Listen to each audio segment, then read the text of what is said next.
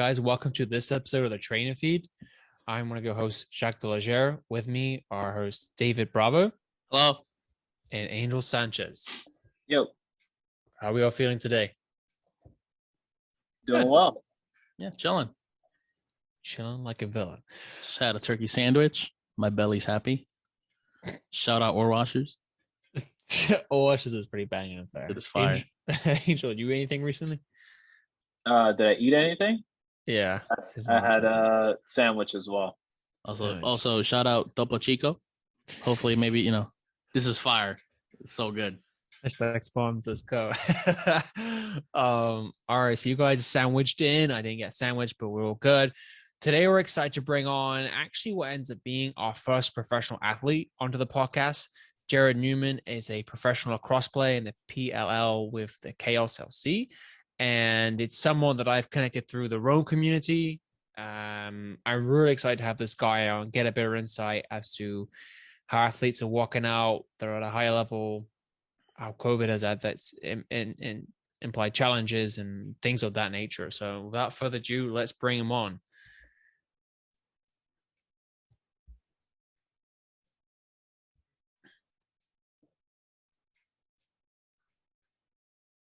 Jarrod, what's going on, man? How's it going, guys? Hey, what's up? How's it going? How you doing? Pleasure to meet you. Not bad at all. So, Jarrod, I had the pleasure of talking to you the other day, but these are my co-hosts, Angel and David. They're excited to meet you, to pick your brain. David's got a little bit of lacrosse experience. He's the gentleman I mentioned about.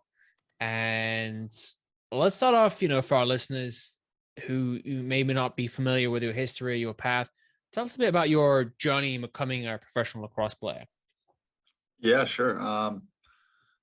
My journey was not typical, that's for sure. I grew up playing and being sort of a three-sport athlete. I played baseball, basketball, and football, which is sort of the three sports I think most kids grow up playing.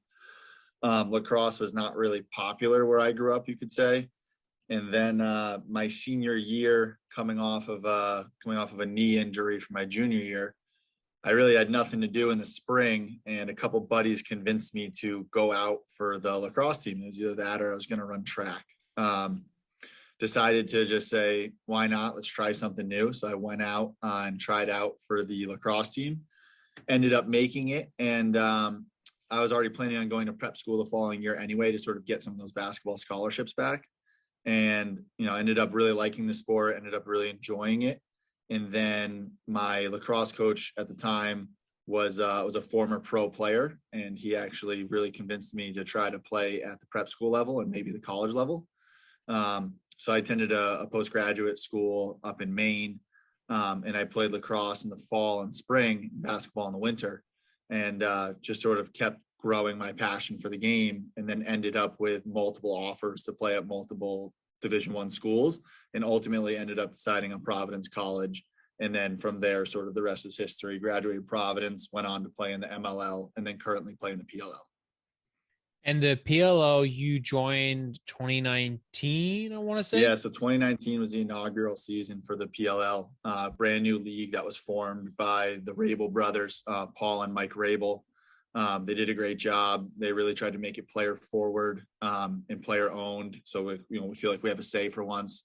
And it's just been, head and shoulders above what the previous league was doing. That's something I want to piggyback off in terms of questions. So if you had the experience of the prior to the PLL, and now you're saying it's more, you get more of an input, more of a say, you're heard more. Tell us a bit more about that. Yeah, so one of the bonuses, I guess, to the new league when it was founded was that the players, the saying or motto for the league is for the players, by the players. And actually, when they created the league, they gave every player who played in a game, for each game you played in, they gave them equity shares in the company. So you all have an equity share in the league based on how many games you played in. They also provided full benefits. So they provided, medical, dental, vision, which is something no other league had done prior to that. They offered shares, like I mentioned, and then they really tried to build the schedule and sort of the experience around the players. They take care of travel, which is very first class and well done. I mean, they provide meals in every hotel, they provide snacks, they make sure you're hydrated, they bring training staff to every game, which is above and beyond just your trainers. They have doctors there, they have physical therapists there, they have, they offer weight room activities if you need them, they offer, rehabilitation services if you need them. So they've just really taken it to sort of the professional standard I don't think it was ever at before.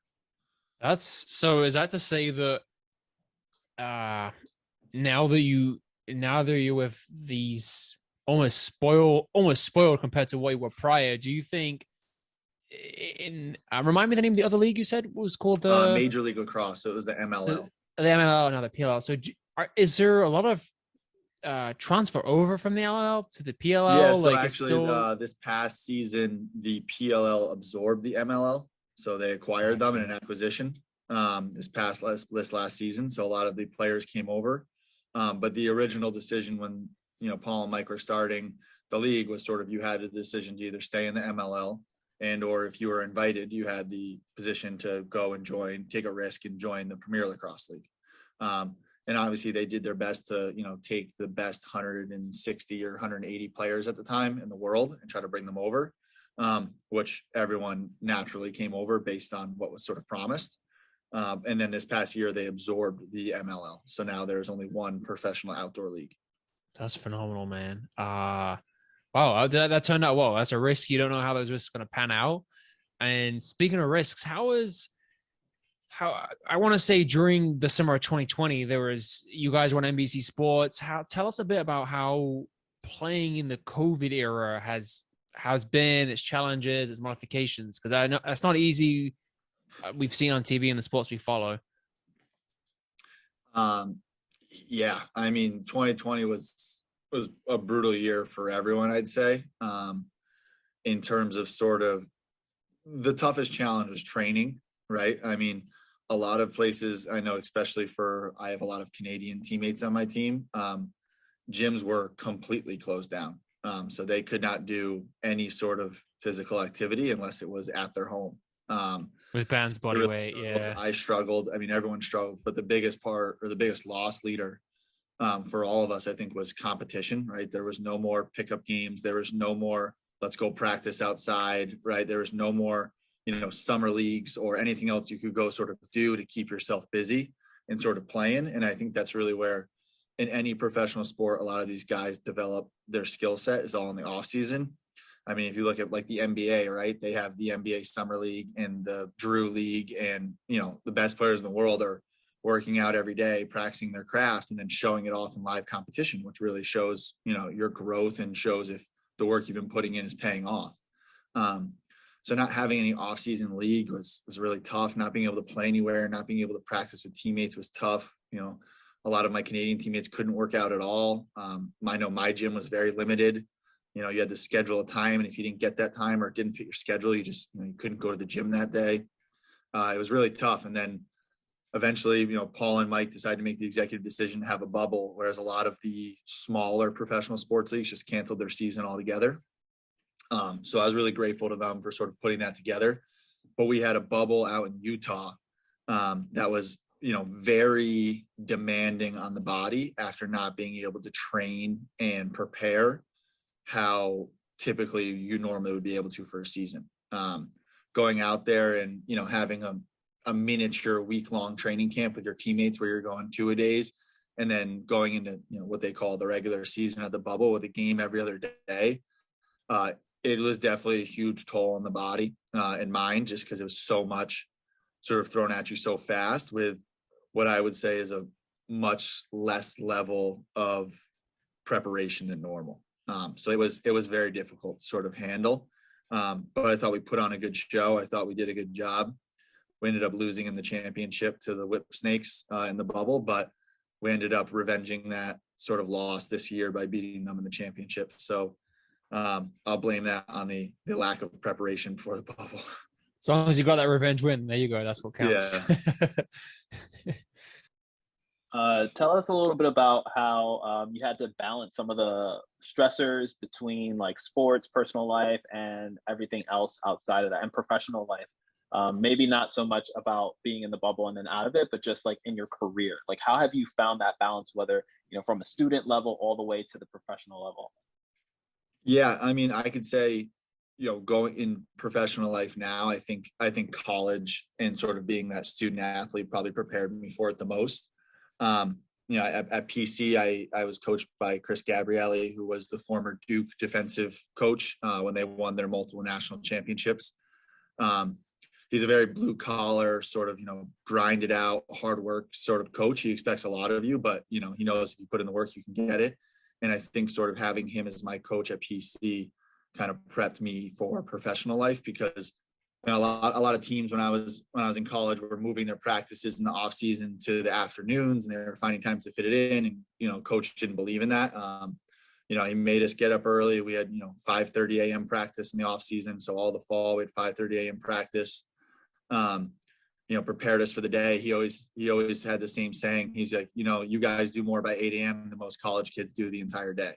By 8 a.m. we would have already gone in, practiced, lifted, and then had treatment. And then we'd be heading to the dining hall and or our first class right after that. So, his statement was true. We got more done by 8 a.m. than most college kids probably did all day, waking up at 11 and then going to grab a breakfast or something. So that sort of prepared me for professional life outside of lacrosse. I do still hold a normal day job. And I think that sort of schedule and that, just sort of, this is what I do, I'm going to get up and grind it out, has prepared me well. My gym sessions are every morning still. I go to the gym, 6 days a week at 5 a.m. The weekends are where I sort of get my agility and or skill work in. And I go through the workday from, 7:30, 8 o'clock to 5:30, 6 o'clock every day. I try to make sure I get my sleep and my rest so I can keep up with that. And then obviously nutrition is key. Not as key for me right now, I will admit, with it sort of being bulking season in the winter. Not exactly paying attention to what I eat necessarily, but just sort of making sure I hit that calorie mark. But in the summer, I mean, like, nutrition is key, especially with, still holding a day job and then getting ready for training camp practices and games on the weekends. I have to essentially get my work day in 4 days because, Friday through Sunday or Friday through Monday, I'm traveling. So, you have to be prepared and willing to put in the work, but working 10, 12-hour days, Monday through Thursday, is, if that's what I got to do that allows me to keep playing, that's what I'll do. That's brutal. Yeah. That's brutal, man. I was going to say, I was listening to the podcast that you did with Paul, and you were talking about like how the work ethic would really separate you from the pack. And you spoke a little bit about your mom and how she played a role in that. Can you talk to us a little bit about that? Because it's not only the school and that sort of situation where you're just kind of like, you do have the coach there kind of setting everything and you got the regimen, but then also your background. Can you talk a little bit about like how she has played an impact and how your work ethic has developed? Absolutely. I mean, my mom's like my sort of role model in terms of like hard work. I mean, she sort of sets the expectation. I mean, she raised a lot of kids under one roof. She took kids in. She did whatever she could to sort of make us feel like we always had whatever we needed. We're no dummies. We always knew we were less fortunate, but she obviously never made it seem or feel that way because she always made sure no matter what, we had what we needed. I watched her work multiple jobs. I watched her work in the construction and, remodeling industry of homes and, concrete, drywall, asphalt, roofs. She's done it all.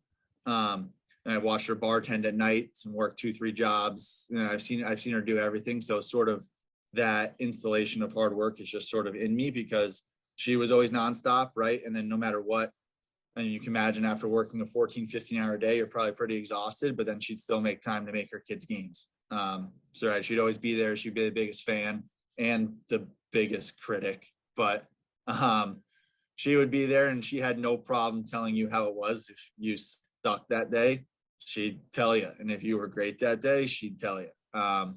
She'd always tell you what you needed to work on or what she thought you need to get better, even sort of not knowing the sport of lacrosse. She grew up in sort of a football household. And then I sort of made her a basketball fan. Not knowing the sport of lacrosse, she, doesn't know the technical ins and outs or sort of the skill work, But I can tell you to this day, I'll still get phone calls after games that she'll watch on NBC, and she'll be like, you know, in the second quarter, why weren't you running at a full sprint? Why were you jogging? And I'll be like, it's 100%. Ma, I was tired. Come on. I get tired at a certain point. Like, I'm not a machine, but to her, that's like unacceptable. So although she still might not know the ins and outs and skill points of the sport, she'll, you know, if I'm doing something that she doesn't think is to her standard or what she thinks my ability is, I'll get a phone call and I'll hear it for the first 20 minutes. And then it'll be like, okay, good game. Move on to the next one. Like, this one doesn't matter now.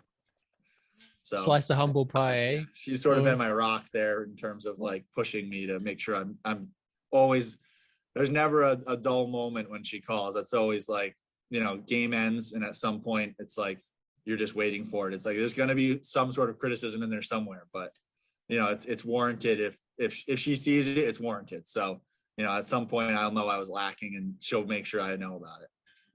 Listen, you always need that rock, and it's good to have it. You know, your humility always checked as you continue to grow, right? In anything, I think it's always good to have that and have people around you that can help with that. I wanted to talk a little bit about your coaches. How was your experience working with various coaches during your career? And was there one in particular that stuck out to you, whether it was an S&C coach or somebody who just gave you the opportunity to move in this direction?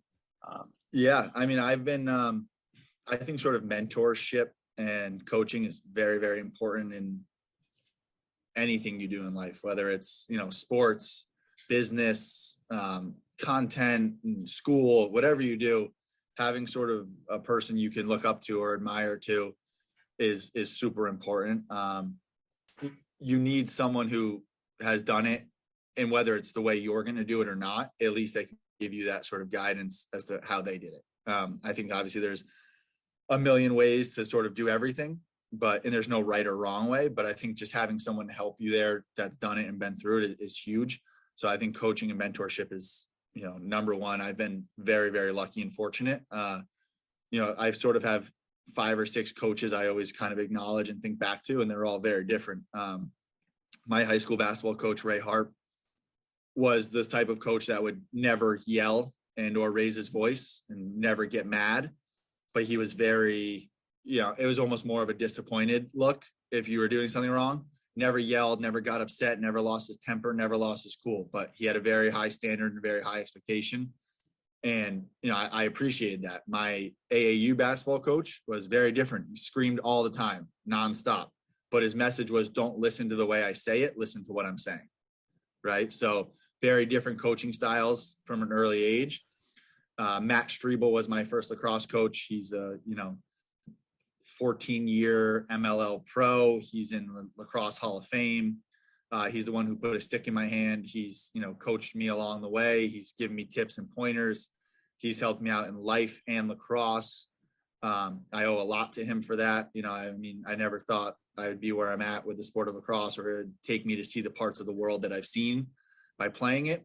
And he's been a huge mentor along the way. So he, again, was another great coach and mentor that I had. Coach Gabriele at Providence was a very stern, strict, blue-collar coach. He expected a lot of you, but he only expected what he thought you could handle. He never tried to give you more. But again, he always called you on your BS, and he always made sure you were, you know, in line doing what you wanted. And if you wanted to hear it or not, he was going to tell you. He'll say it, you know, to his core. He is brutally truthful. Whether you want to hear it or not, you're going to get the truth. So I appreciate that. And he's been a great coach and sort of friend to me to this day. We still hang out. We'll go to games. We went to a couple Patriots games this summer and fall. So I'm still very close with him as well. And then currently in the professional league, I mean, Andy Towers is my current coach.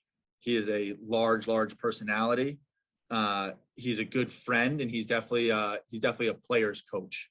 You know, he likes to listen to his players, which is different from some of my other coaches. Most coaches have their way or the highway.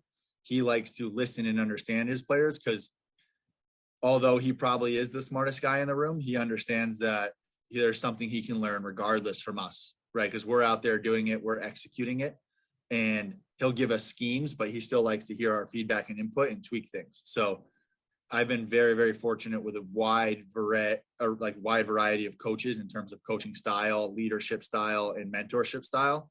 And I definitely wouldn't be where I am today without any of them. Hey, man, I have a question. You mentioned earlier about the way, the absorption of the MLL into the Premier Lacrosse League right now. And you still have a day job. I wanted to see, how is it that you're able to absorb, I guess, all of the tactics, all the strategies, while you go to practice? Do you guys work through Zoom meetings with other players, and then right before you go and meet on the weekends? And also, do you all meet since you're traveling, do you all meet in a single field, single stadium, in order to go through all of the workouts and all the plays? Yeah, so I think what's key for us in our league in general is we have a 3-week long training camp where you bring all your guys, right? And everyone that's there is competing for a roster spot. But at the end of the day, only 21 guys are going to make the roster spot. One of them is a backup goalie, one of them is a face-off guy. So really, you only have 19 guys that are going to be actively playing on the field. But you bring everyone. So you're bringing, 30 guys to training camp. Those 30 guys are spending 3 weeks with you, 2 practices a day in, film meetings, film review, game plans. They're learning plays, studies, defenses, offenses, schemes, schematics.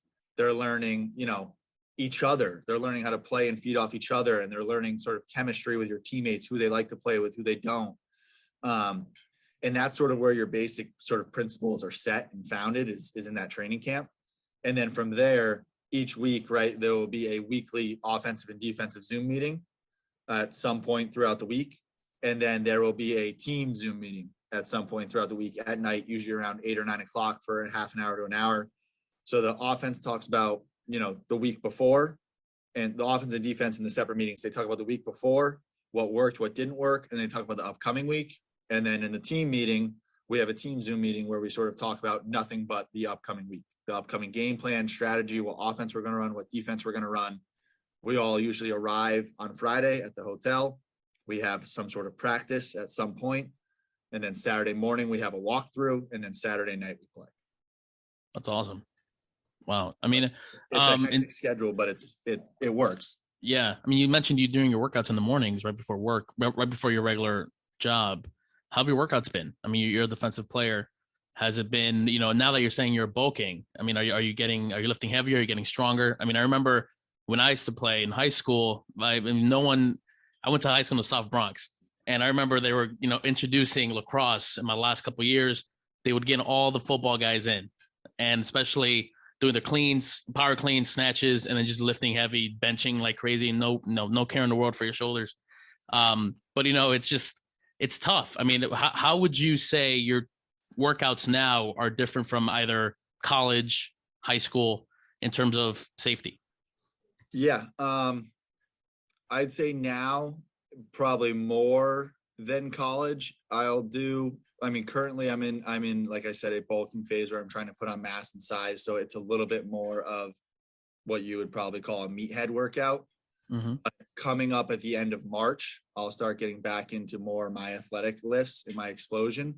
But more than ever now, I'm doing a lot more injury prevention stuff than I probably was in college. The injury prevention stuff was sort of built into our team lifts in college, which was great.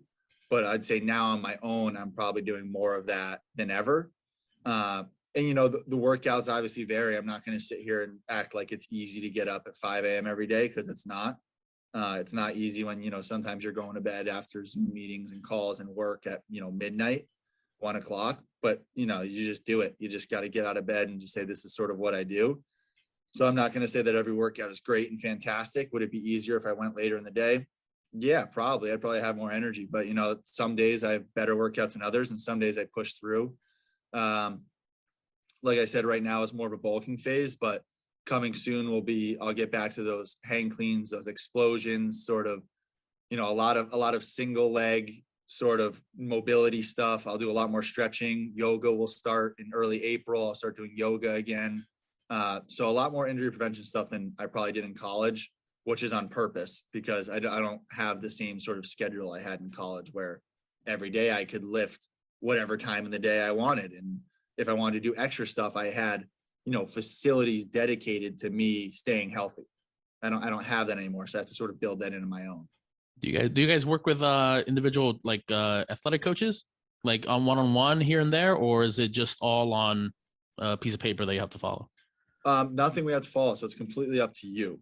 Okay. It's completely up to your own. You can build your own workouts and stuff like that. They do offer, our physical therapists and some of our other like support staff for the league. You can always reach out to them and ask them for anything they want. They do put a conditioning package together that usually comes out like 2.5 months before training camp. Yeah. Again, up to you if you follow it or not.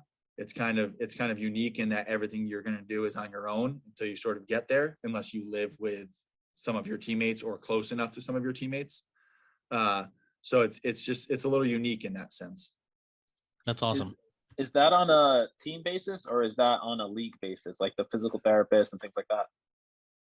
There is one dedicated to each team, as well as there's a trainer dedicated to each team, but there's only head doctors assigned to the league. So you can reach out individually if you'd like. That's awesome. I've heard like rumors surrounding other leagues and other sports trying to make it more consistent, because sometimes the messaging can be different between like teams, even though they all have athletes that play similar positions, and then they're all prone to like similar injuries and they all have to perform at a similar level. So I think that it's good that you have kind of like somebody to go to if you want to from a league's standpoint. And that probably speaks to the PLL and them having that players first mentality. Yeah, I mean, I remember when the bubble was coming up, one of the big emails we got from our physical therapists and some of our doctors was we got a couple like lengthy articles about how after the NBA lockout ended, there was a higher number of injuries than ever, most of them coming in like the Achilles and or calf and quad area, because they weren't ready to be exploding like that on a normal basis. A lot of them were taking so much time off because the lockout that they just weren't in their normal physical condition. And then they tried to go out and play like they had their last 3-4 seasons. So we got a lot of articles about this stuff leading up to it. And then we actually got like a program league they sent out. And again, it was up to you if you want to follow up, but they sent it out to make sure you're strengthening all those muscles before going full speed and trying stuff at 100%. That's phenomenal. They have that in place for you guys to, and then the onus is on you if you carry it out. But if I dug a little deeper, and you did mention just previously about now exercise is a bit more about injury prevention than when you're at college, time being one thing. But if you were to think about certain movements, exercises that it helped you excel in your game and playing D and just giving you an edge, what comes to mind in particular movements, patterns? Sleds. Yeah. I do a lot. I did in college, like I do them now still, but a lot of backward sled pulls. I do a lot of those.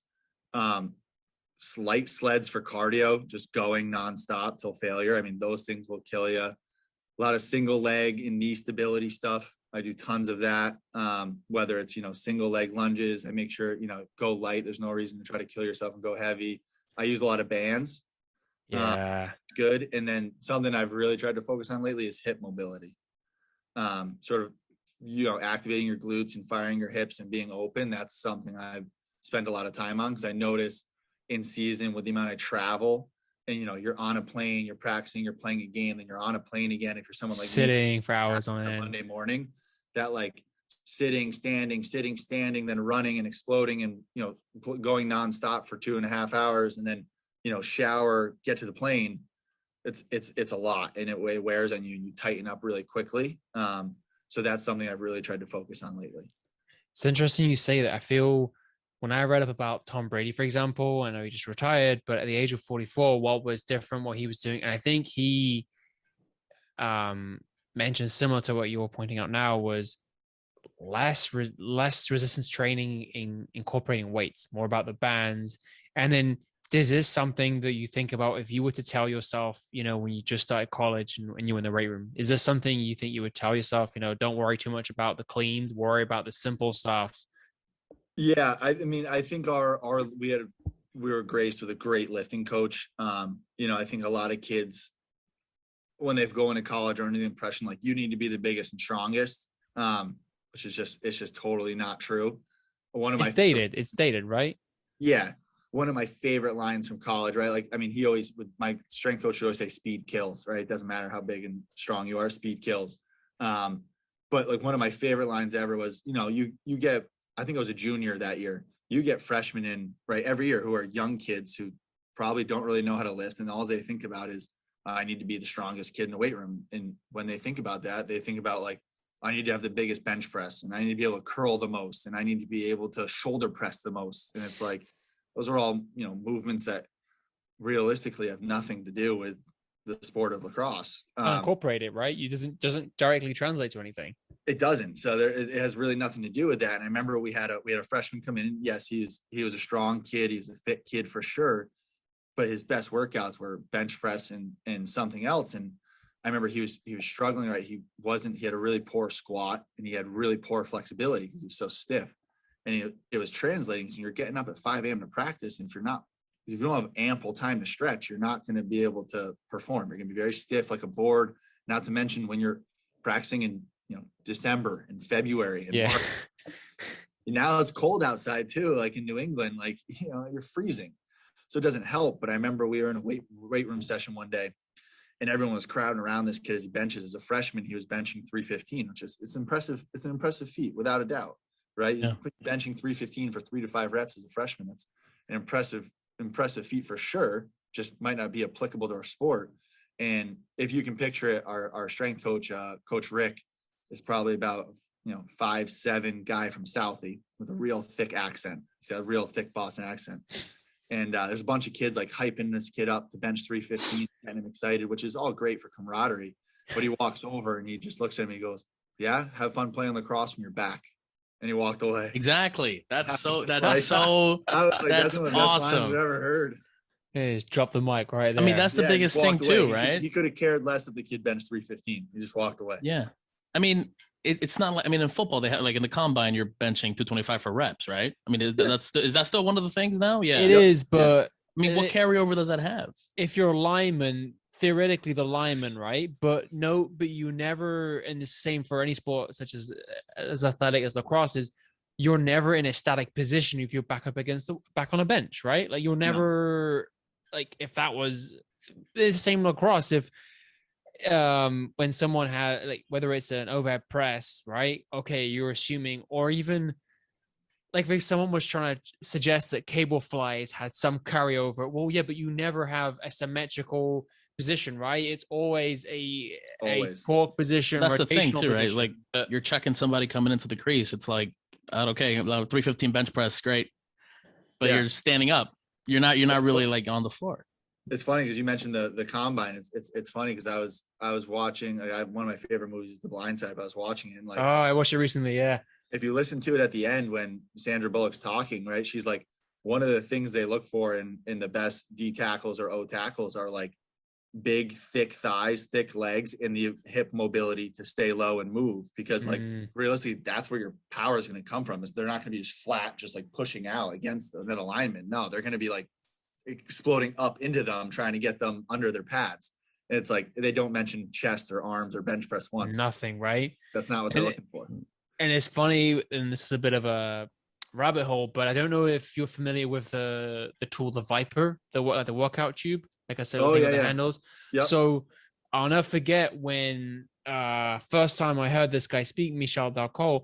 He's from Canada. And he spoke about the hockey kids who were going to the combine. Those who grew up in, I don't know, Western Canada or British Columbia, wherever, in the suburbs. Farm boys. Farm boys, they were stronger than the guys who were regularly working out at the gym, because the guy lifting hay bales were just functionally stronger. Like you said, the kid could be doing 315 for 3.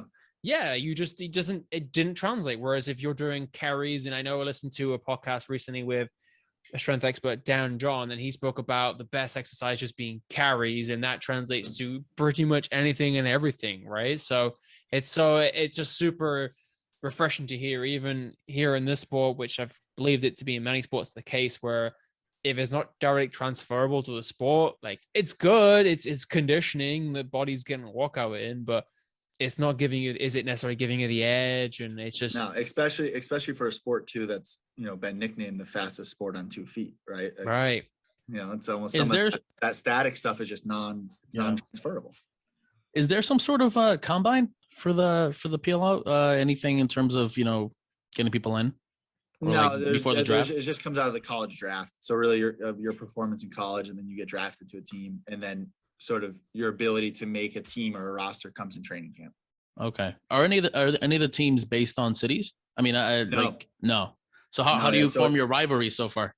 So it's the way they did it for this league. So the MLO is city based, and what they want to do for this league was travel based model like golf or tennis, which they've realized builds a lot more excitement around a game because there's not another one in that area for a year, right? Okay. So the fan turnout has been astronomical compared to what the MLO was, where you had 6 to 8 games in your home arena. Then fans would, I can't make it this time, it's okay, I'll get to the next one. Now it's like you have one chance there, and it's sort of like a mini Final Four, right? If you get a ticket, you get to go see 4 games. Boom. So you either go see the Friday games, which there's 2 games Friday night, or you go see the Saturday games, there's 2 games Saturday. And the turnout's been great. The fans have been awesome. Any in New York yet? It's we played at Red Bull in 2019 a couple of times. Okay. Red Bull Arena, nice. It's been great. Actually, the game that I played in at Red Bull Arena was the most televised lacrosse game ever. Get out. Oh shit, nice. So it went the Open for tennis, and then we played, and then the Bruins Stanley Cup game. And I think there was like millions and millions of viewers for that. So it's the most televised game ever. Wow. What? Which was pretty cool. I'm sure that's building a demographic for the sport too. I mean, I know it was a big issue in the past, not being as televised, only on like what, ESPN2. Whenever the NCAA NBC partnership has been great. Peacock sales have been through the roof. I mean, it's come a long way, and the broadcast is exceptional. And it's funny because you actually see some other professional sports leagues taking stuff that we created in our broadcast build out, like the under the helmet in-game interviews with players. Like no one else for us, like the live updates where like you can talk to a player right after a play happened, mic'd up, which is pretty cool. That's awesome. I haven't seen that. We definitely hope you come. Is there any plans on the league coming back for a weekend to New York? Do you know about that? I hope so. I mean, usually there's always sort of a Foxborough and or New York game. So in 2019 it was at Red Bull, and then this past season it was in Long Island at Hofstra. But that's right. Yeah, usually a Boston and or New York stop on the tour. Hopefully in April that schedule will come out and everyone will sort of know where the games are. Yeah, we'll be out there, Chaos fan for sure. Yeah, we gotta. That's what I say. We gotta support this, man. So if the schedule comes out in April, the season it would start when then? The first weekend in June. June 1, like that first weekend in June is the start of the season. And then it goes on until. And then if you go to play the championship, the middle of September. Okay, so we're gonna have a fingers crossed. You come to the New York area. That'd be dope. Because I know New York, Long Island used to have the Long Island Lizards, right? That was the MLL team. They used to. Yes. Yep. That's right. That makes sense. I don't know if you guys want any further questions or. I want to respect this time because I could just keep going down. Like, a lot of stuff. I listened to the other podcast. There was a lot of talking points. I learned a lot because I'm not as well versed in lacrosse as these guys are. So I had to like study it a little bit, watch some videos and listen to some stuff in order to get a feel for it. So it's pretty cool. I think that the biggest takeaway from my perspective is how the PLL has kind of like taken a risk and then had like some huge success. And, you guys are kind of like on the frontier of this thing. And I'm sure, like I said before, other leagues are looking, other sports are looking to see how this goes. And then hopefully you can adopt a more player-centric sort of thing around your sport. You guys are going to be remembered for a long time. So that's pretty dope. Yeah, it's definitely something exciting to be a part of. And then, everyone's obviously looking forward to after the tour-based model. Their goal is to eventually find cities. So that's another exciting opportunity that's coming. Yeah. Hopefully in the next 2-3 years they pick cities for teams, and that would be another exciting thing to be a part of a cities first franchise, which almost no athletes ever get the chance to sort of be a part of that. Like I know one of my good friends, Providence College is a huge hockey school. The hockey program is always in the top 10 in the country. When I was in college, they actually won the national championship. But one of my good friends from college is Brandon Tanev, who's an NHL player. Wait, that's one of your friends? Yeah, he actually Get out. he used to live Turbo? in my house. Yeah. Nickname's Turbo, right? What was that? His nickname's Turbo. Oh yeah, he was just as fast in college. Yeah. And Jesus. this kid took a break from playing hockey for 4 years or something, and then he started to play again. And he's like, he's a hard guy to play against as well. Not the biggest, but like super feisty, fast, right? and his it helps that his brother's the defenseman for the Canucks. So proud Yeah, over there. 2 kids in the NHL. that's dope. That's so But cool. Tanev had the opportunity to go over to the Kraken. And Yeah, he's in Seattle now, right? franchise ever, and he assisted the first goal ever in Kraken history. That's fire. I know he's out of an injury right now, though, right? Yeah, most people will never be able to say that though. So I think there's a lot of exciting stuff coming up in the sport, and I'm just looking forward to it. Do you have That's any phenomenal, goals man. planned in the next games? Defensive players usually don't get the shining light on scoring.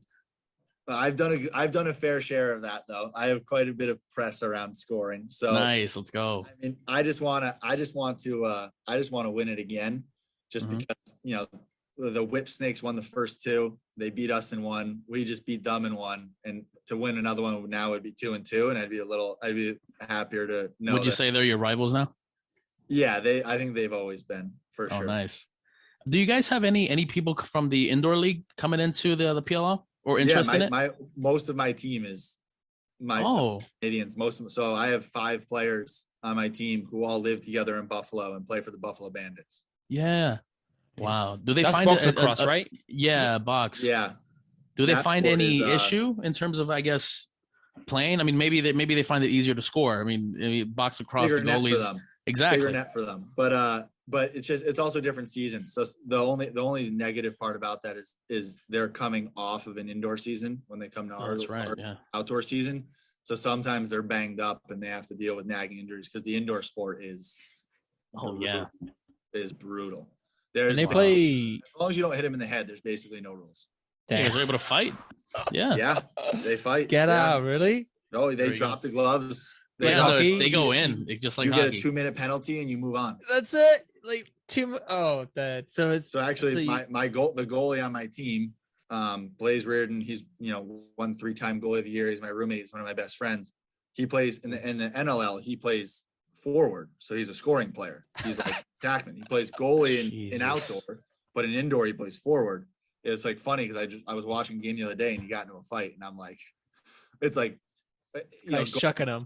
Position in any sport, whether it's hockey, soccer, or lacrosse, everyone, you always protect your goalie, right? That's what you do. So Blaze never has to really do anything in outdoor because he has me and 3 other defensemen in front of him that are like, don't touch my goalie. But then you go watch him play indoor and he's fighting guys on his own because he's protecting his goalie. And it's just like, but he also probably loves it too. I mean, NLO, he's like, running around fast. Yeah. And then, he's the goalie and he's able, I guess, to chill a little bit. Yep. That's awesome. Yep. Dude, that's fun. I want to ask one final question though. So you just briefly touched on winning it and trying to make it 2-2. Tell us when you won it all. Like, what does that feel like? Let's talk about some of the emotions. Oh, it was very overwhelming for me because it's been a long time since I've won a championship, and I've come close a lot, and it almost felt like I was snake bitten for a while there. In college, our season ended. We lost the Big East championship to a team that we had beat 2 other times prior, so that was a really tough pill to swallow. In outdoor, in the MLL, we lost in the semifinals to a team we had beat 2 times prior. And then, in the PLL, the first year we were the 1 seed, we were the highest ranked seed. We ended up losing to the Whip Snakes in the semifinals. They ended up going on to win it. The year after that, we ended up losing in the championship to the Whip Snakes. We were up, 3 with 5 minutes to play. We ended up losing that game. Damn. So hurt. And then to finally just put the pedal down and step on their throat, beat them by 5 was 5. Damn.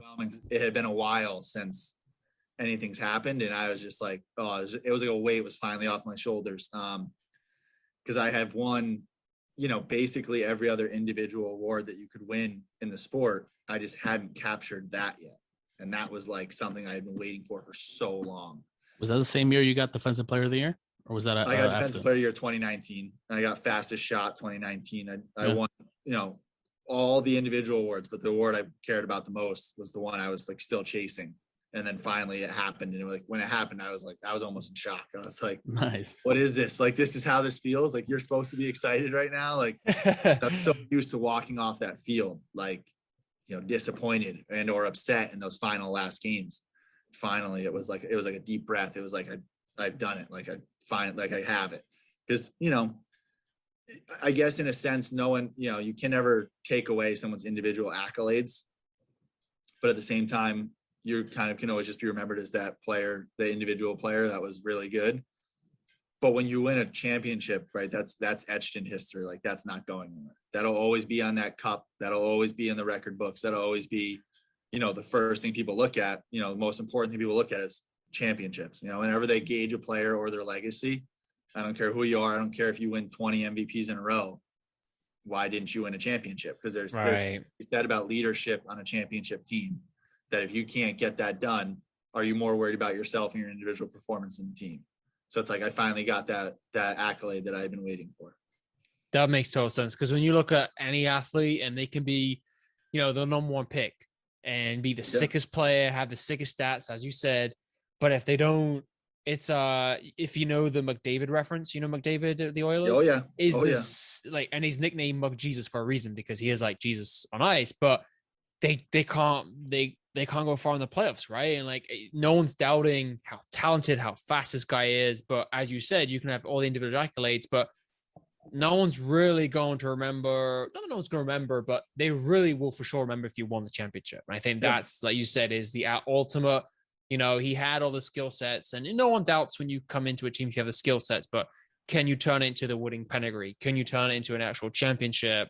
And I think there's something to be said about great players. They make others around them better, right? So 100%. Like, you can do that. You should be able to win. And it's like, same thing. Like, I mean, you look at the comparisons. I mean, recently, Brady retiring and, LeBron's getting to the end of his career, which are the two greatest athletes we'll see in our lifetime. Whenever you talk about LeBron, it's LeBron and MJ, right? Mm-hmm. But everyone leaves out guys like Kareem, who individually, accolade wise, Kareem has more points, more rebounds, more block, than all those guys. And it's not even close. Like, it's not even close.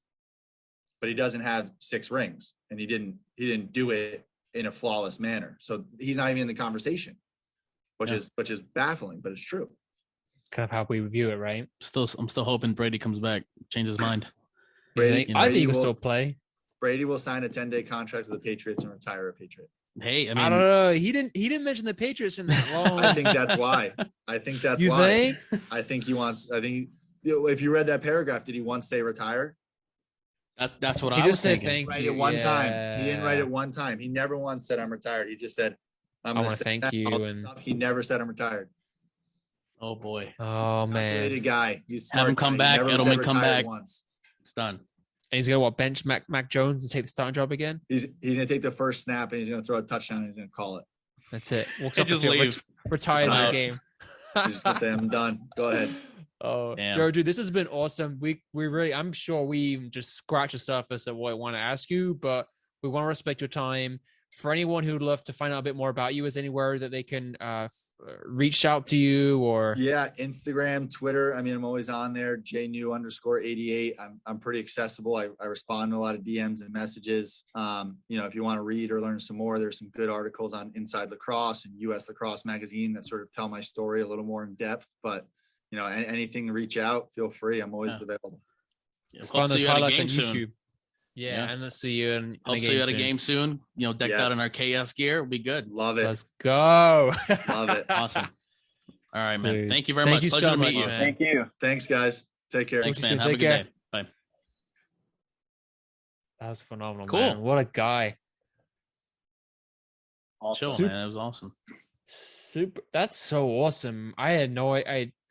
PLL really taking care of those guys, and yeah, I was thinking about that. So exactly. I mean, they're getting those full benefits and everything like that. I don't know. I didn't get a chance to ask him, but I was going to ask about, either playing in the MLL, them having to have basically the same thing to do. They needed their outside jobs, playing on the weekends, but I never asked about their benefits and stuff. But I'm sure they're getting good things. I remember before it inaugurated, Paul Rabel on his Instagram, he was just like he's doing all these huge promotional things, trying to get everything up and running. Hammering it. Huge investors too. I mean, it's a big thing. Hopefully it keeps going. Hopefully. That'd be awesome. Hopefully we can get him on again, like as training camp is finishing up and he's getting ready in June. That might be an idea. Let's kind of see where he's at right there. And that's awesome, man. I'm so buzzed.